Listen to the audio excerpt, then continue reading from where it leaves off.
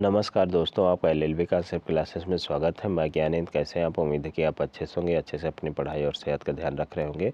आज जीएस के most important question solve करेंगे और ये क्वेश्चन वही है जो प्रीवियस एग्जाम में आ चुके हैं। तो आपको कोशिश करना है कि पहले क्वेश्चन पढ़ना है, क्वेश्चन पढ़ने के बाद कमेंट बॉक्स में आंसर देना है, फिर मैं आंसर इसका बताऊँगा। तो पहला क्वेश्चन है, विश्व में सबसे बड़ा संविधान किस देश का है? ए ऑप्शन है Bharat, B option America, C option Britain और डी ऑप्शन है फ्रांस। तो क्वेश्चन नंबर पहले का आंसर दीजिए, क्या हो जाएगा? तो सबसे बड़ा संविधान किस देश का है? तो सबसे बड़ा संविधान है भारत का, आंसर ए हो जाएगा। अब अमेरिका की बात आई है तो सबसे पहले लिखित संविधान किस देश का था? तो अमेरिका का सबसे पहले जो है लिखित संविधान था। और अमेरिका से लिया क्या गया है? तो प्रस्तावना की भाषा और मौलिक अधिकार। मौलिक अधिकार जो है अमेरिका से लिए गए हैं। मौलिक अधिकार किस अनुच्छेद से किस अनुच्छेद तक है? तो अनुच्छेद 12 से लेकर के 35 तक, अनुच्छेद 12 से लेकर 35 तक जो है मौलिक अधिकार है। ब्रिटेन से क्या ली गई? ब्रिटेन से ली गई है एकल नागरिकता। एकल नागरिकता जो है ब्रिटेन से ली गई है। और नागरिकता किस अनुच्छेद से किस अनुच्छेद है? तो 5 से लेकर के 11 तक जो है एकल नागरिकता के बारे में बताया गया है। और संसदीय प्रणाली भी ब्रिटेन से ली गई है और ब्रिटेन का जो है अलिखित संविधान है। फ्रांस के बारे में, फ्रांस से क्या लिया गया है? तो फ्रांस से जो है स्वतंत्रता, समानता और बंधुत्व की भावना जो है फ्रांस के संविधान से ली गई है। नेक्स्ट क्वेश्चन लेंगे, क्वेश्चन नंबर दूसरा। राजतंत्र के बारे में निम्न में से किस ग्रंथ में विवेचना उपलब्ध? तो राजतंत्र के बारे में किस ग्रंथ में बताया गया है, ये आपको बताना है। ए ऑप्शन है धर्मशास्त्र, बी ऑप्शन न्यायशास्त्र, सी ऑप्शन अर्थशास्त्र, डी ऑप्शन है नीतिशास्त्र। तो क्वेश्चन नंबर दूसरे का आंसर दीजिए, क्या हो जाएगा? तो इसका आंसर हो जाएगा सी, यानी अर्थशास्त्र में जो है बताया गया है राजतंत्र के बारे में। और अर्थशास्त्र के लेखक कौन माने जाते हैं? तो चाणक्य या कौटिल्य इनको बोलते हैं, या फिर इनको विष्णुगुप्त के नाम से जानते हैं। और ये चंद्रगुप्त मौर्य के गुरु थे, यानी अर्थशास्त्र के ये लेखक हैं। और हमारे जो ग्रंथ कितने हैं? ग्रंथ हमारे 4 प्रकार के हैं, ऋग्वेद और यजुर्वेद, अथर्ववेद और सामवेद। ऋग्वेद में जो है मंत्रों का उच्चारण है, और यजुर्वेद में यज्ञ के बारे में बताया गया, अथर्ववेद में जो है आयुर्वेद के बारे में बताया गया, और सामवेद में संगीत के बारे में बताया गया है। नेक्स्ट क्वेश्चन लेंगे, क्वेश्चन नंबर तीसरा। भारत के किसी राज्य के विधान परिषद को कौन बना सकता है या समाप्त कर सकता है, ये आपको बताना है। ए ऑप्शन है राज्यपाल की सिफारिश पर राष्ट्रपति, बी ऑप्शन संसद, सी ऑप्शन है राज्य विधानसभा द्वारा इस आशय का संकल्प पारित किए जाने के बाद संसद, और डी ऑप्शन राज्य मंत्रिमंडल की सिफारिश पर राज्यपाल। तो क्वेश्चन नंबर तीसरे का आंसर दीजिए, क्या हो जाएगा? यानी किसी राज्य से विधान परिषद को भंग करना है तो किसकी सिफारिश की ज़रूरत पड़ती है? क्वेश्चन नंबर तीसरे का आंसर दीजिए। तो इसका आंसर हो जाएगा सी, राज्य विधानसभा द्वारा इस आशय का संकल्प पारित किए जाने के बाद संसद जो है किसी भी राज्य में विधान जो परिषद है उसे बना सकती है या उसे समाप्त कर सकती है। अब राज्यपाल की बात आ गई है, तो राज्यपाल का अनुच्छेद क्या है? राज्यपाल का अनुच्छेद है 153। 153 कहता है कि हर एक राज्य में क्या होगा? एक राज्यपाल होगा, और राज्यपाल एक ही राज्यपाल एक या एक से अधिक राज्यों के लिए नियुक्त किया जा सकता है। अनुच्छेद 52 क्या कहता है? अनुच्छेद 52 कहता है राष्ट्रपति के बारे में कहता है। संसद का अनुच्छेद क्या है? तो 79 में संसद बताया गया, 79 में संसद के बारे में बताया गया। संसद के 3 अंग होते हैं, जो एक होता है लोकसभा, राज्यसभा और राष्ट्रपति। ये 3 अंग होते हैं संसद के। तो राज्यसभा का अनुच्छेद क्या है? तो राज्यसभा का अनुच्छेद है 80, और राज्यसभा को स्थायी सदन भी बोलते हैं। इसके सदस्यों का कार्यकाल 6 साल होता है। हर जो है दूसरे साल 1/3 सदस्य जो है सेवा मुक्त हो जाते हैं। और 81 में क्या है? तो लोकसभा जो है 81 में है। नेक्स्ट क्वेश्चन लेंगे, क्वेश्चन नंबर चौथा। लोकसभा में कोई भी धन विधेयक निम्न में से किसकी अनुमति के बिना प्रस्तुत नहीं किया जा सकता, ये आपको बताना है। ए ऑप्शन उपराष्ट्रपति, बी ऑप्शन राष्ट्रपति, सी ऑप्शन प्रधानमंत्री और डी ऑप्शन है वित्त मंत्री। तो लोकसभा में कोई भी धन विधेयक है कि इसकी अनुमति के बिना जो है प्रस्तुत नहीं किया जा सकता।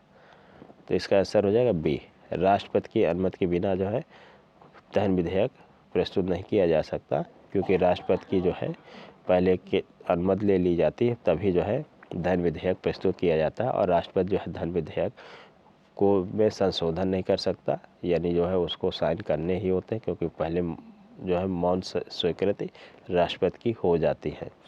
अब उपराष्ट्रपति की बात आई है, तो उपराष्ट्रपति का अनुच्छेद क्या है? तो अनुच्छेद 63 में उपराष्ट्रपति के बारे में बताया गया है, 52 में राष्ट्रपति के बारे में बताया गया है। प्रधानमंत्री तो अनुच्छेद 74 के अनुसार जो है एक मंत्रिपरिषद होगी, जिसका प्रमुख जो है प्रधानमंत्री होगा। वित्त आयोग कहाँ है?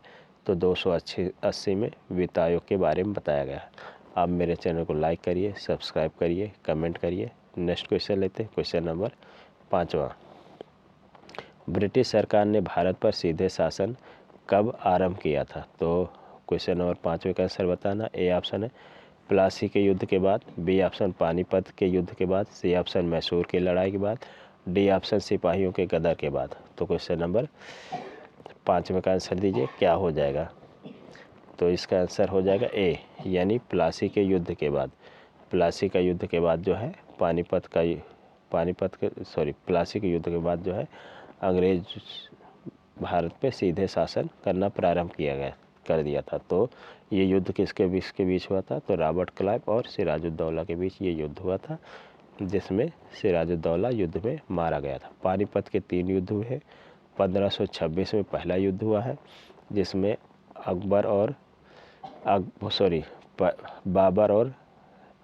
बाबर और सिकंदर लोधी के बीच में हुआ।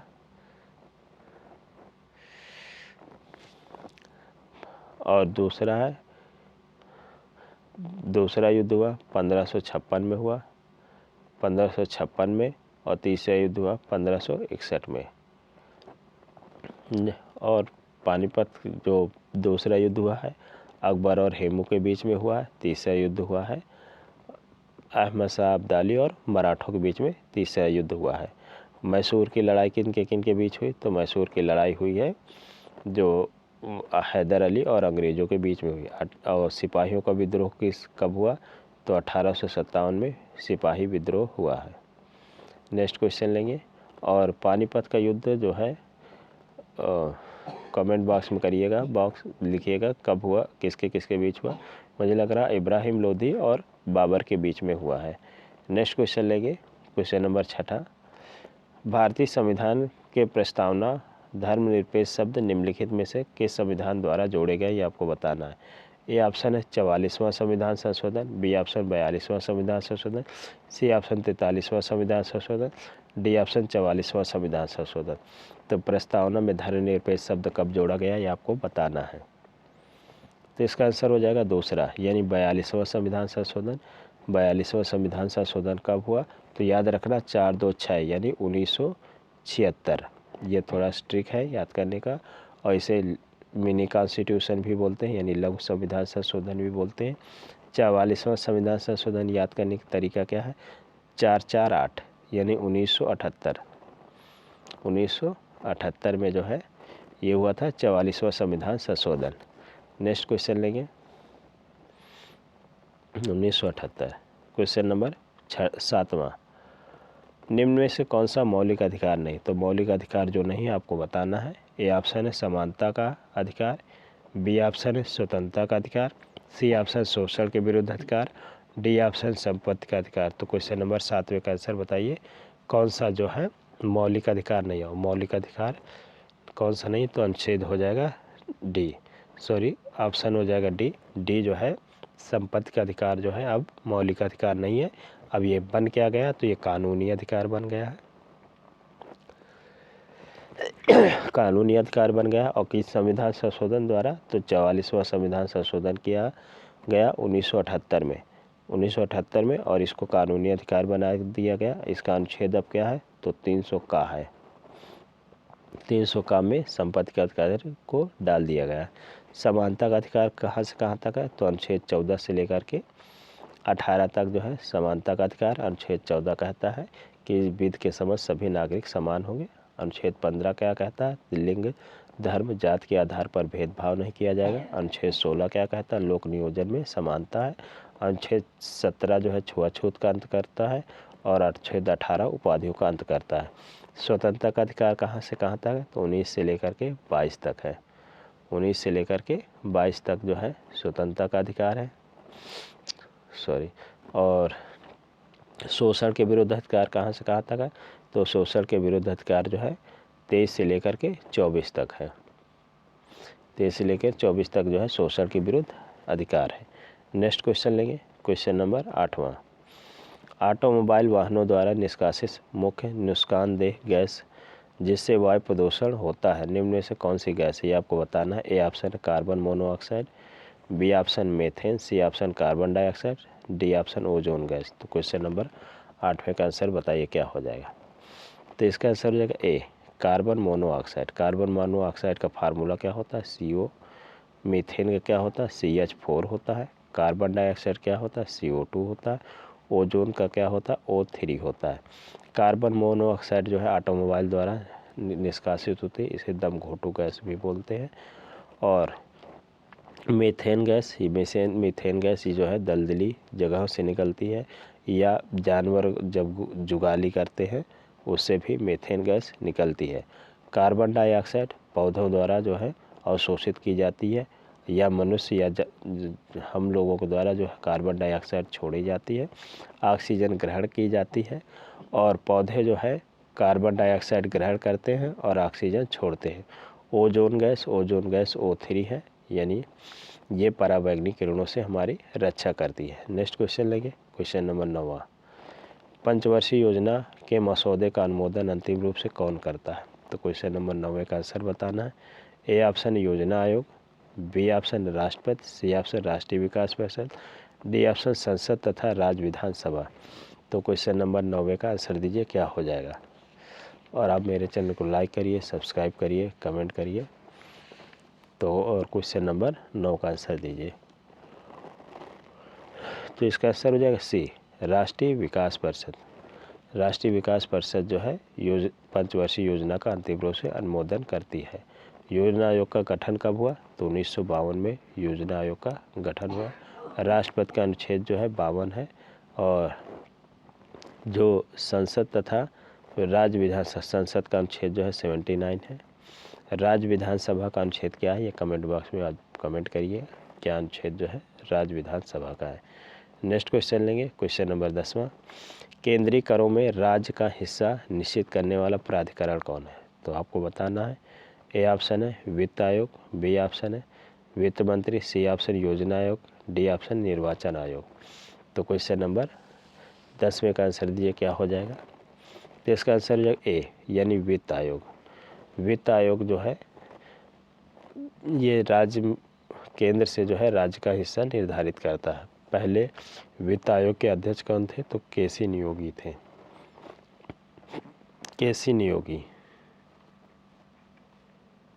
केसी नियोगी पहले वित्त आयोग के अध्यक्ष थे।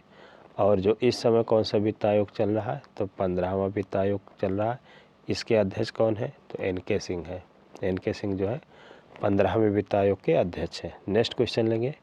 अब निर्वाचन आयोग की बात आई है तो निर्वाचन आयोग का अनुच्छेद क्या है? तो 324 में निर्वाचन आयोग के बारे में बताया गया है। नेक्स्ट क्वेश्चन लेंगे, क्वेश्चन नंबर 11। मजदूरों की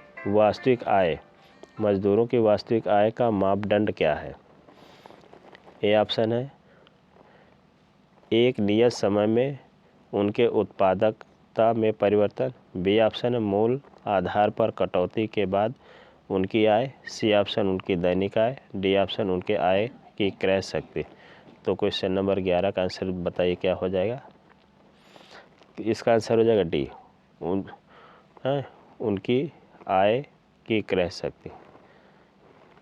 ये उसके नहीं उनकी उसकी आय की क्रय शक्ति। नेक्स्ट क्वेश्चन लेंगे, क्वेश्चन नंबर 12। संयुक्त राष्ट्र संघ का सदस्य बनने वाला सबसे बाद का देश कौन है? तो सबसे बाद का देश कौन है ये आपको बताना है। तो इस समय करंट में तो अब नया देश जुड़ गया होगा, फिलहाल अब क्वेश्चन टाइप हो गया है उस समय, तो ये है पूर्वी तिमोर। इसका आंसर हो जाएगा पूर्वी तिमोर। संयुक्त राष्ट्र संघ का गठन कब हुआ? तो 24 अक्टूबर 1945 में। 24 अक्टूबर 1945 को संयुक्त राष्ट्र संघ का गठन हुआ।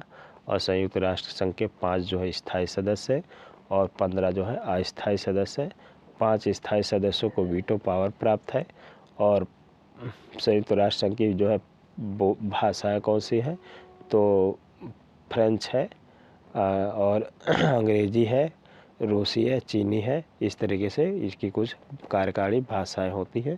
कार्यकारी भाषाएं तो वैसे फ्रेंच और इंग्लिश है। नेक्स्ट क्वेश्चन लेंगे, क्वेश्चन नंबर 13। केकड़े कितने पैर होते हैं आपको बताना। ए ऑप्शन है 12, बी ऑप्शन है 10, सी ऑप्शन 8 और डी ऑप्शन है 6। तो क्वेश्चन नंबर 13 का आंसर दीजिए, क्या हो जाएगा? केकड़े कितने पैर होते हैं? तो केकड़े के 8 पैर होते हैं, यानी आंसर हो जाएगा सी। आप मेरे चैनल को लाइक करिए, सब्सक्राइब करिए, कमेंट करिए। नेक्स्ट क्वेश्चन लेंगे, क्वेश्चन नंबर 14। संघ लोक सेवा आयोग की मूल संस्था लोक सेवा आयोग कब स्थापित किया गया? तो लोक सेवा आयोग कब स्थापित किया गया ये आपको बताना है। ए ऑप्शन 1 अक्टूबर 1926, बी ऑप्शन 1 अप्रैल 1937, सी ऑप्शन 15 अगस्त 1947, डी ऑप्शन 26 जनवरी 1950। तो इसका आंसर दीजिए, क्या हो जाएगा? तो इसका आंसर हो जाएगा डी, यानी 26 जनवरी 1950 को जो है लोक सेवा आयोग का गठन किया गया। और लोक सेवा आयोग का जनक किसे कहा जाता है? तो जो है कार्नवालिस को लोक सेवा आयोग का जनक भी कहा जाता है। इसमें जो है सरदार वल्लभ भाई पटेल का भी बहुत योगदान है। नेक्स्ट क्वेश्चन लेंगे, क्वेश्चन नंबर 15। राज्य में राज्य सरकार की आय का मुख्य स्रोत क्या है ये आपको बताना है। ए ऑप्शन विक्रय कर, बी ऑप्शन उत्पाद शुल्क, सी ऑप्शन आयकर और डी ऑप्शन संपत्ति कर। तो क्वेश्चन नंबर 15 का आंसर दीजिए, क्या हो जाएगा? तो इसका आंसर हो जाएगा 2, यानी उत्पाद शुल्क। उत्पाद शुल्क जो है राज्य की आय का मुख्य स्रोत है। नेक्स्ट क्वेश्चन लेंगे, आयकर कैसा कर है? तो जो है टैक्स जो है 2 तरह के होते हैं, एक डायरेक्ट टैक्स होता है और एक इनडायरेक्ट टैक्स होता है। तो आयकर जो है डायरेक्ट टैक्स है और विक्रय कर क्या है? विक्रय कर इनडायरेक्ट कर है और संपत्ति कर भी डायरेक्ट टैक्स है। तो कौन से टैक्स डायरेक्ट होते हैं, कौन से इनडायरेक्ट होते हैं, ये ज़रूर पढ़ लीजिएगा। क्वेश्चन नंबर 16 लेंगे, स्वामी नारायण मंदिर अक्षरधाम कहाँ स्थित है? तो क्वेश्चन नंबर 16 का आंसर देना। ए ऑप्शन है Dwarka Gujarat, B option Puri Orissa, C option Mathura Uttar Pradesh, D option Gandhinagar Gujarat. तो क्वेश्चन नंबर 16 का आंसर दीजिए, क्या हो जाएगा? तो इसका आंसर हो जाएगा डी, गांधीनगर गुजरात। गांधीनगर गुजरात में जो है स्वामी नारायण अक्षरधाम मंदिर स्थित है। अब गुजरात की बात आई है तो गुजरात की राजधानी क्या है? गांधीनगर है। और गुजरात के इस समय मुख्यमंत्री कौन है? भूपेश पटेल जो है इस समय मुख्यमंत्री हैं। उड़ीसा की राजधानी भुवनेश्वर है और उड़ीसा के मुख्यमंत्री कौन है? तो जगन मोहन रेड्डी जो है मुख्यमंत्री हैं। उत्तर प्रदेश की लखनऊ है राजधानी और उत्तर प्रदेश के इस समय मुख्यमंत्री कौन है? तो श्री योगी आदित्यनाथ जो है इस समय मुख्यमंत्री हैं। नेक्स्ट क्वेश्चन लेंगे, निम्न से कौन सी केवल स्त्रियों में पाई जाती है? कौन सी स्त्रियों में केवल पाई जाती है ये आपको बताना है। ए ऑप्शन है थायराइड, बी ऑप्शन पिट्यूटरी और सी ऑप्शन अंडाशय और डी ऑप्शन एडिनाइड। तो क्वेश्चन नंबर 17 का आंसर दीजिए, क्या हो जाएगा? तो इसका आंसर हो जाएगा सी, यानी अंडाशय ग्रंथि केवल स्त्रियों में पाई जाती है। नेक्स्ट क्वेश्चन लेंगे, क्वेश्चन नंबर 18। गामा किरणों से क्या हो सकता है? तो गामा किरणों से क्या हो सकता है ये आपको बताना है। A option gene mutation, B option छींकना, सी ऑप्शन जलन और डी ऑप्शन ज्वार। तो क्वेश्चन नंबर 18 का आंसर दीजिए, क्या हो जाएगा? तो इसका आंसर हो जाएगा डी, जीन म्यूटेशन। किरणें 3 प्रकार की होती हैं, अल्फ़ा, बीटा और गामा। अल्फ़ा, बीटा और गामा। जो गामा की वेधन क्षमता होती है सबसे ज़्यादा होती है और जो बीटा होती सबसे कम जो है अल्फ़ा की होती है, फिर उससे ज़्यादा बीटा की और फिर उससे ज़्यादा गामा की जो है वेधन क्षमता होती है। नेक्स्ट क्वेश्चन लेंगे, क्वेश्चन नंबर 19। निम्न से कौन सा काम गुर्दा का नहीं है? जो गुर्दा का काम नहीं वो आपको बताना है। ए ऑप्शन है पीएच, रक्त का पीएच नियमन, बी ऑप्शन शरीर के उपापचयी अपशिष्ट का निष्कासन, सी ऑप्शन प्रतिरक्षी तत्वों का उत्पादन, डी ऑप्शन रक्त में परासरण दाब का नियमन। तो क्वेश्चन नंबर 19 का आंसर बताइए क्या हो जाएगा। तो इसका आंसर हो जाएगा सी, प्रतिरक्षा तत्वों का उत्पादन जो है किडनी यानी गुर्दा नहीं करता, बाकी सारे काम जो है किडनी का काम है। रक्त पीएच का नियमन भी करता है, शरीर से उपापचयी अपशिष्ट पदार्थों का निष्कासन भी करता है, रक्त में परासरण दाब का नियमन भी गुर्दा करता है। नेक्स्ट क्वेश्चन लेंगे, क्वेश्चन नंबर 20। पौधों में जल का परिवहन किसके माध्यम से होता है ये आपको बताना। Cambium, B option lion, C option epidermis और डी ऑप्शन है जाइलम। तो क्वेश्चन नंबर 20 का आंसर दीजिए क्या हो जाएगा। तो इसका आंसर हो जाएगा जाइलम। पौधे जो है जल जो है जाइलम द्वारा लेते हैं और यानी भोजन किसके द्वारा लेते हैं तो फ्लोएम द्वारा लेते हैं। फ्लोएम द्वारा जो है जल लेते हैं। आप मेरे चैनल को लाइक करिए, सब्सक्राइब करिए, कमेंट करिए। धन्यवाद, नमस्कार, थैंक यू।